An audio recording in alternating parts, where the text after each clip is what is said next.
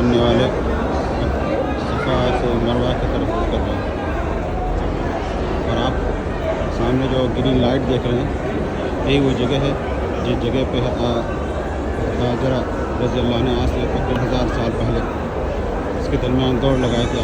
تصور کریں ایک ماں کی ممتا کو کہ وہ اپنے بچے کو بھوک اور پیاس سے بلکتا ہوا دیکھ رہی ہے، اور اس پہاڑی سے لے کر یعنی صفا پہاڑی سے لے کر کے مروہ پہاڑی پر چکر لگا رہی ہے، چل رہی ہے، دیکھ رہی ہے کہ کوئی مل جائے جو کھانے کے لیے کچھ دے دے، پینے کے لیے کچھ دے دے۔ اور اس جگہ پہ وہ جب دور سے دیکھی کہ اسماعیل علیہ السلام رو رہے ہیں تو ماں کی ممتا اس کو برداشت نہیں کر پاتی اور اس جگہ پہ وہ دوڑ لگاتی تھی۔ یہ ان کی سنت ہے جو ہے حاجرہ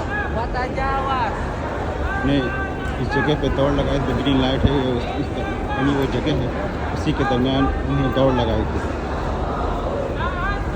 تو آج بھی لوگ اسی سنت کو یاد کرتے ہیں اور اس پہ دوڑ لگاتے ہیں کہ اس جگہ حاجرہ نے دوڑ لگایا تھا۔ اور ایک ماں کی ممتا کتنی ہوتی ہے یہ تو ماں ہی جانتی ہے۔